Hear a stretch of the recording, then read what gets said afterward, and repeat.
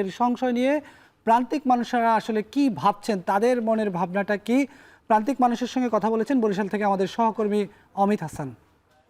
ভোটের ট্রেনে বরিশাল থেকে যুক্ত হচ্ছি আমি অমিত হাসান। নির্বাচনের সময় যত ঘনিয়ে আসছে ততই সরগরম হয়ে উঠছে মাঠ। আলোচনার টেবিল থেকে শুরু করে যা গড়াচ্ছে চায়ের দোকান পর্যন্ত। তবে ভোটের সময় নিয়ে রয়েছে নানা ধরনের সংশয়। এ বিষয়ে সাধারণ মানুষ কি ভাবছেন চলুন দেখে আসা যাক। নির্বাচন বানচাল করার জন্য একটি ষড়যন্ত্র হচ্ছে এরকমই আমরা মনে করছি। তবে আমার বিশ্বাস আমাদের প্রধান উপদেষ্টা সহ যে উপদেষ্টা মণ্ডলী রয়েছে দেশের স্বার্থে ওনারা দ্রুত একটি সুষ্ঠু নির্বাচন দিতে সক্ষম হবেন বলে আমার বিশ্বাস। এতক্ষণ শুনছিলাম সাধারণ মানুষ কি ভাবছে এই সামনের নির্বাচন নিয়ে। চলুন এবার দেখে আসা যাক নিম্ন আয়ের মানুষ কি ভাবছে এবার ভোট নিয়ে। সরকার তো নির্বাচনে একটা রোডম্যাপ ঘোষণা করেছে, তো এরপরেও সাধারণ কিছু জনগণের মাঝে একটা সংশয় আছে যে নির্বাচনটা সঠিক সময় হবে কি না।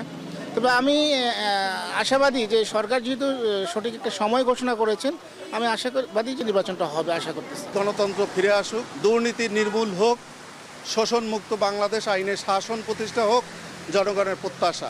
দেশের সবাই ভোট চায় এবং গণতান্ত্রিক সরকার আসুক, এটাই কাম্য আমাদের। আর একটু সময় নেওয়া উচিত, আইন শৃঙ্খলা বাহিনী সুন্দরভাবে ডেলে সাজানো উচিত, দেন তারপরে একটা সুষ্ঠু নির্বাচন করা সম্ভব।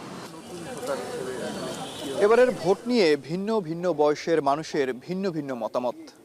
আমরা এতক্ষণ শুনছিলাম বিভিন্ন বয়সের মানুষের কথা। এবার আমরা শুনতে চাই তরুণ প্রজন্ম কি ভাবছে এবারের নির্বাচন নিয়ে।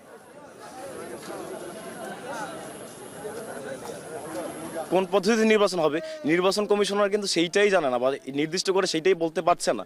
তো আমরা আসলে আশা হতো যে আদৌ ফেব্রুয়ারিতে নির্বাচন হবে কিনা এই সংশয়টা আসলে রাজনৈতিক দলগুলোর মধ্যে মতপার্থক্য থাকতে পারে।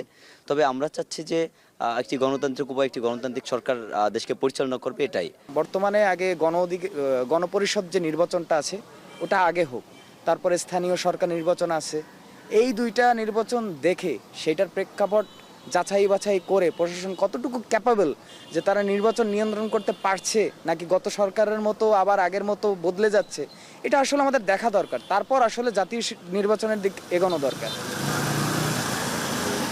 এবারে নির্বাচনের আয়োজন নিয়ে মানুষের মধ্যে সংশয় থাকলেও নতুনভাবে জেগেছে আশাও। ভোটাররা চান নির্বাচিত গণতান্ত্রিক সরকার, যারা দেশের উন্নয়নের পাশাপাশি দেশের মানুষের উন্নয়নেও ভূমিকা রাখবে। অমিত হাসান, এখন বরিশাল।